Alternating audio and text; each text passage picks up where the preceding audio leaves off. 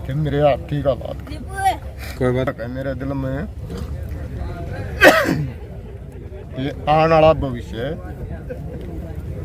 इस गांव का ऐसा हो कि जो कमजोर हालात मैंने देखे वो इस गांव में कोई भी युवाओं के लिए प्रेरणा से न देखे। ठीक ठीक कैसे जुड़ता है, बीमार होने पर उसका मतलब मोटिवेशन मिली कि मैं नशा छोड़ूं और पर्यावरण को बचाऊं। यो जी 2015 में रोजगार नहीं था मेरे पास, आर्थिक हालात मेरे कमज़ोर थे। तो उस समय जो इधर मेरा खेत है इसमें मैंने खेती बाड़ी का काम शुरू तय कर दिया। तो उसके बाद मैंने आड़ा अपना ठिकाना बनाने की कोशिश करी, पेड़ पौधे लाए उनमें मेहनत हुए, आज थोड़े बड़े भी हो रहे हैं। आज इसमें फिर मेरी रुचि बढ़ती रही पर्यावरण के काम में। 3 साल बाद में रोज़गार मिल गया रोडवेज में ड्राइवर के पद पर। उसके बाद में आर्थिक हालात मेरी सुधरे। वो हालात सुधरने के बाद मैंने फिर अपनी नर्सरी बनाने की कोशिश करी जो 1-1.5 साल तक चल रही है। फ्री में पौधे बैठे। हाँ जी। कि अब तक कितने पौधे? अब तक जी गांव में पूरी टीम बन रही है, उसने लगा दिए होंगे 3,500-4 हज़ार पौधे। और भी गांव वाले लेके जाओ वांड में और दाएं बाएं और बाहर के आदमी भी आने शुरू हो गए। तो जैसे 15 अगस्त उसके लिए जी उस प्रोग्राम ने मेरी मजबूती दी, मेरा दिल खुश होया। मैंने देख के और भी बड़का उस चीज़ का ध्यान होया कि हम भी वो काम कराएंगे, हम नहीं मान सम्मान मिले। जैसे आप लगे तो आप अपनी तरफ से क्या संदेश छोड़ना चाहेंगे युवाओं के? मैं तो जियो संदेश छोड़ना चाहूँगा, मेरे दिल में एक चबक है कि जिस टाइम पर मतलब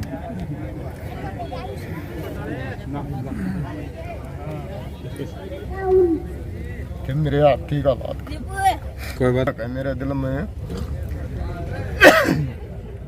ये आने वाला भविष्य इस गांव का ऐसा हो कि जो कमजोर हालात मैंने देखे वो इस गांव में कोई भी युवाओं के लिए प्रेरणा से न देखे। ठीक ठीक। हाँ जी, आज के प्रोग्राम के विषय में बताओ।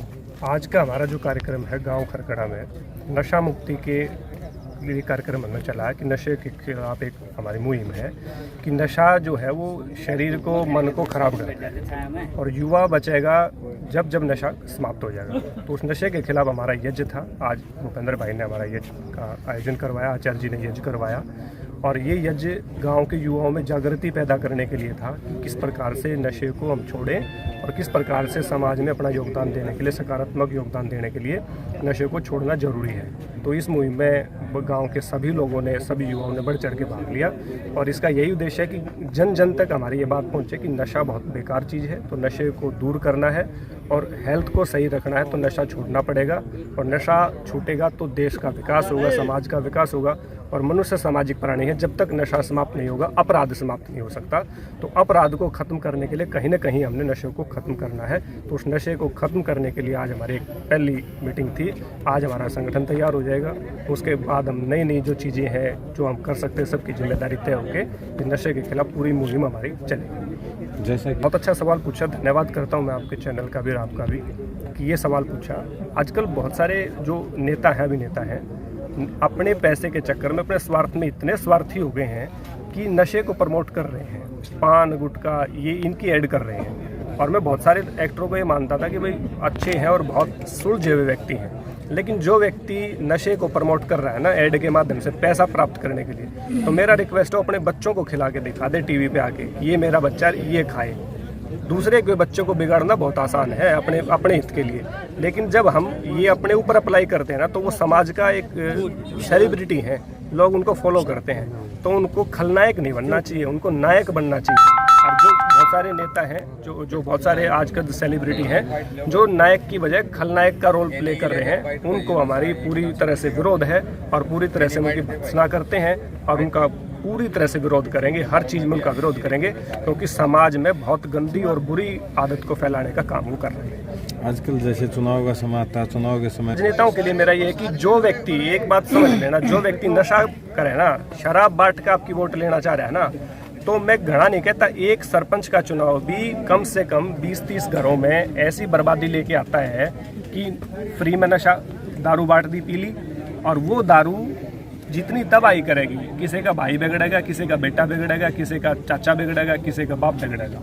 वो जो बिगाड़ का काम है वो नशे का है, और जो नशा बात कर रहे हैं यानी कि आपका दुश्मन है, एक नंबर का पक्का दुश्मन है, आपके घर में तबाही मचाकर अपने घर में उन्नति लेना चाहे है। ऐसे लोगों को सामाजिक रूप से बहिष्कार करें, उनको वोट बिल्कुल भी ना दें, और जो व्यक्ति नशे के खिलाफ हो उसी को अपना वोट दें। ये मेरा आपसे प्रार्थना है।